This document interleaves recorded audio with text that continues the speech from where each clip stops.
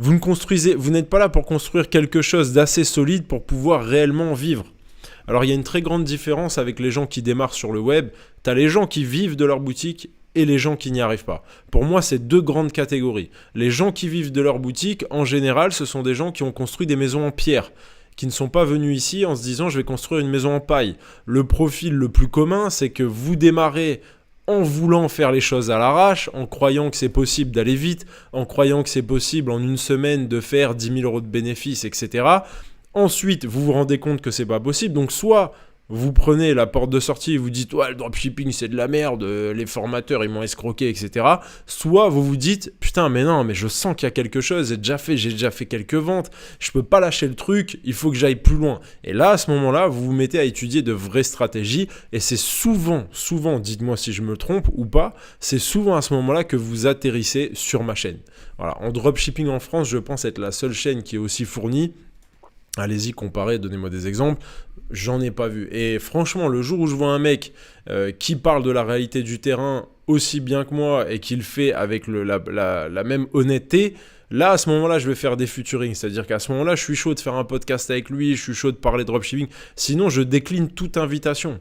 Ça fait plus de 7 ans que je suis là. On m'a invité 10 milliards de fois pour des interviews, des machins, des trucs. Ça m'intéresse pas. J'ai pas envie de me mélanger avec eux. J'ai pas envie que mon image soit associée à eux. Je vais pas dire que c'est des démons, mais je dis juste que pour moi, ils ne permettent pas à quelqu'un qui débute de s'en sortir et qui débute. Ils ne permettent pas à quelqu'un qui débute de vivre réellement de sa boutique en dropshipping.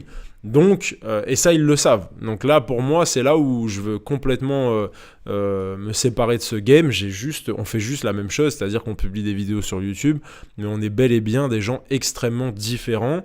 Il n'y a pas une seule manière d'aborder le business en ligne, il y en a plein, d'accord ? Et moi je vous parle de ma manière, ça fonctionne pour moi, ça fonctionne pour mes étudiants. Ça fonctionne pour les gens qui fonctionnent de la même manière, hein, les mecs du web qui... Voilà, on est vraiment Moi, je dirais qu'on est on est une niche de Jedi. On n'est pas beaucoup sur Internet. Mais ce qui est intéressant, c'est que les marketeurs les plus mainstream utilisent les mêmes méthodologies que nous. Voilà, tout simplement. Donc, ils ont simplement fait mieux en termes de création de contenu. Ils sont beaucoup plus puissants, beaucoup plus forts en termes de création de contenu. Ils se rapprochent du YouTuber. C'est-à-dire qu'aujourd'hui, tu vois des gars hybrides. C'est-à-dire qu'ils sont semi-divertissement, semi-coach business. Et pour moi, c'est une très bonne ligne de conduite, c'est un flow en fait. Tu vois bien que les mecs, ils sont, voilà, c'est un mélange du rappeur, du footeux, de Mr Beast et du conseiller en patrimoine et du conseiller en business. C'est un mélange de tout ça qui aujourd'hui crée un personnage qui est demandé. Voilà, c'est un personnage qui est demandé, donc les mecs sont dans un trend et il faut y aller. Moi, j'y suis simplement pas. Voilà, c'est tout ce qu'il y a à retenir, c'est que je suis pas là-dedans. Je suis pas là-dedans, pourtant j'ai du bif, pourtant j'ai une chaîne YouTube, pourtant je fais du e-commerce. Mais rassurez-vous, et ça va peut-être vous donner un peu d'espoir, il n'y a pas que, d'accord ? Je connais plein de manières de vivre du web, il y a plein de lifestyles différents, j'ai des potes qui vivent à la campagne, qui ont des chevaux qui vivent à la campagne, et c'est des mecs du web.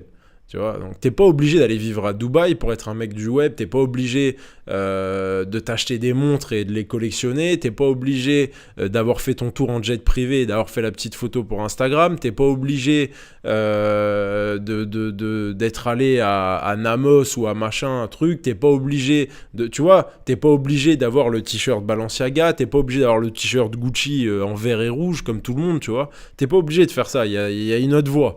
Il faut bien que tu le comprennes, c'est que ça, c'est une infime partie. Comme c'est du show-off, c'est ce qui se voit le plus. Mais rassure-toi, il y a tout un autre univers. Si toi, t'es un mec normal, un mec qui se prend pas la tête, tu vois, qui enfile un polo le matin et qui va faire son business et qui a pas forcément envie de cramer toute sa thune dans des habits, etc., rassure-toi, t'as des millionnaires du web qui fonctionnent comme toi. D'accord ? C'est pas parce que tu es millionnaire du web que tu dois absolument tourner en jet privé, etc. Je te rassure, il y en a qui préfèrent investir dans la pierre, qui préfèrent acheter des maisons à la montagne, à la campagne, tu vois, qui préfèrent investir et qui préfèrent être plus discrets. Donc ça n'est pas parce que aujourd'hui ça va pas briller Ça va pas être brillant, ça va pas être des strass et des paillettes, que derrière tu feras pas de bif. Voilà, t'inquiète pas à ce sujet-là. Maintenant, tu peux avoir une maison à la campagne et avoir un féfé garé dans le garage. C'est pas un souci, mais rassure-toi, il y a tout un autre univers. Et j'ai des amis marketeurs qui vivent très simplement, des amis e-commerçants qui vivent très simplement et qui font énormément d'argent. Comme je le répète toujours, tu vas faire ce que tu veux avec l'argent, tout simplement.